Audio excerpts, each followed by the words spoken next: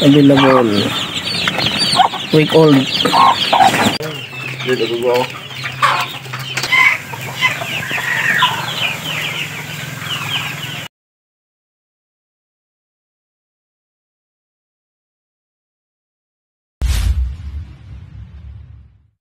Hello, good day mga kanyors. So welcome back to my YouTube channel. So ngayong araw ay pag-uusapan natin kung bakit nauubos na yung mga supply ng Darag Native Chicken dito sa part ng Northern Iloilo or dito sa Panay.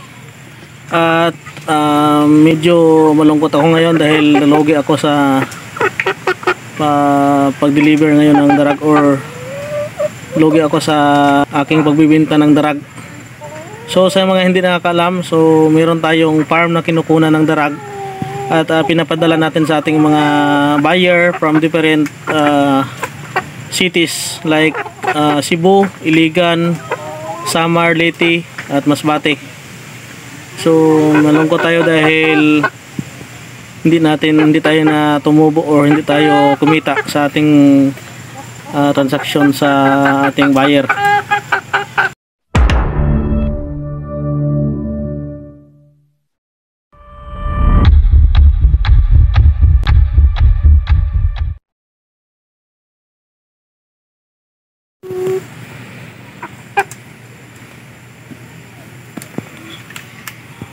So ito yung ating nabili na roster, at ito yung reason bakit tayo nalugi mga kanyors, at ito rin yung reason sa katanungan na bakit nauubos yung mga roster natin na Darag. So dito sa amin kukunti lang yung mga nag-aalaga ng Darag dito sa 5th district sa northern part ng Iloilo, kaya nahihirapan ako sa paghanap ng Darag kapag mayroong bumibili sa akin. Kasi yun nga, malaking tulong sa akin yung pag-vlog. Marami naka-reach out sa akin at nag-message sa akin through messenger dahil gusto nilang bumili ng Darag, dahil isa ako sa mga nag-vlog tungkol sa Darag Native Chicken. At bigyan ko kayo ng background ng Native Chicken. Ang Darag Native Chicken is a native chicken from Panay, inimbento or pinag-aralan ni Sir Bernabe Coquin. Siya yung father of Darag Native Chicken. So yung origin or yung pinanggalingan ng Darag ay ito ay galing sa jungle fowl or yung tinatawag na ilahas, or may sa Tagalog ay tinatawag labuyo. So pinag-aralan at naka-imbento sila ng isang breed na manok na tinawag nilang Darag Native Chicken. So malalaman natin yung Darag Native Chicken sa kanyang kulay ng paa, sa kanyang balahibo at sa ulo. So malalaman natin sa itsura ng kanyang mga katawan. So yung reason na nakita ko dito sa problema sa pagkakaroon ng shortage or kakulangan sa supply ng Darag Native Chicken dito sa northern part, yun nga sabi ko kanina, ay kukunti lang yung nag-aalaga dito. Kaya yung reason bakit ako nalugi ngayon sa aking buyer, dahil mayroon na kaming fixed price na sinusunod kapag nagde-deliver kami. So pagdating sa shipping, sa presyo, subalit doon sa kinukunan ko na naubusan sila ng roster or tandang. Kaya nag-order ako sa malayo, naghanap ako dito sa part ng Iloilo, mayroong mga sa Guimaras, dito sa city. So ang reason bakit ako nalugi dahil sa shipping. So ang sana yung bili ko ay nasa 700 to 800 lang yung bili ko. So nalugi tayo sa dito sa karton, sa bayad sa sa bus or sa van. So yun yung mga reason bakit tayo nalugi. So ang aking suggestion or dito sa mga nag-aalaga ng manok sa 5th district or northern part ng Iloilo, sana paramihin natin yung Darag kasi grabe yung demand ngayon sa market, dahil may mga kumukuha sa amin na nasa ibang lugar pa, part ng Mindanao, Luzon at maging dito sa Visayas. So mayroong grupo dito ngayon ng PADABA or Darag Breeders Association. So ito yung pinaka-establish na grupo ng mga drag racer dito sa part ng Iloilo at saka Guimaras.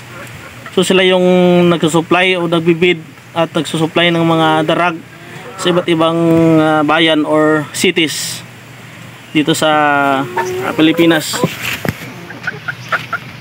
So nalugi man tayo ngayon, bawi tayo sa susunod. Ganyan talaga sa negosyo, hindi natin may iwasan na minsan may pabago-bago ng presyo. At yun nga, kahit nalugi man tayo, ang importante ma-meet natin yung expectation ng ating buyer na makabili ng darag. So hindi naman niya alam na may pagbabago sa presyo, pero nakapagbigay na tayo ng price kung magkano yung presyo ng kanilang bibilhin. So may mga expenses na nabayaran na niya, advance payment. So hindi na natin mababawi. Nalugi man ako, siguro yung mga lugi ko nasa 300 siguro to 500 pesos ganyan. Kasi matagal-tagal din yung darag dito sa pagstay sa atin, kasi nung nakaraan walang biyahe papuntang Cebu, kaya na-stay muna dito yung darag at binilhan natin ng vitamins at mga patuka. So yun, nalaman nyo na yung reason bakit nagkakaubusan dito ng darag, dahil yun nga, maraming nagpo-purchase o maraming bumibili na mga gustong mag-alaga ng darag. Lastly, mayroon kaming shipping papuntang Iligan, so successful naman yung ating delivery ngayon. Ay nag-update sa akin yung buyer na okay, nangingitlog na, hopefully makapagpapisa siya ng sisiw. So yun, in-encourage ko yung mga gustong mag-alaga ng darag native chicken dito sa ano, kasi ito yung darag native chicken is one of the tastiest native chicken na natikman ko or sinasabi din ng iba at according sa Google.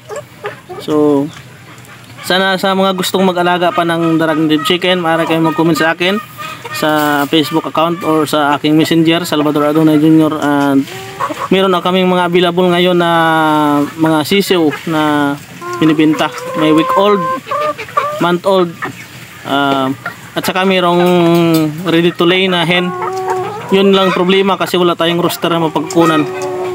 Pero ito ay isang suggestion lamang. So kung may makikita kayo na kahit hindi siya pure darag, may parang strain siya ng darag, yung kulay niya, yung paa niya itim, yung kulay niya pula, na may dilaw dito sa leeg, so maaring i-breed nyo yun sa darag na hen. At kukunin nyo yung pag nagkaroon na ng sisiw, kukunin nyo yung pinaka-exact na color or yung offspring na katulad sa kanila, at yun ang gagawin yung breeders. So yun lang aking ma-suggest. Maraming salamat and see you on my next vlog. Thank you so much. God bless.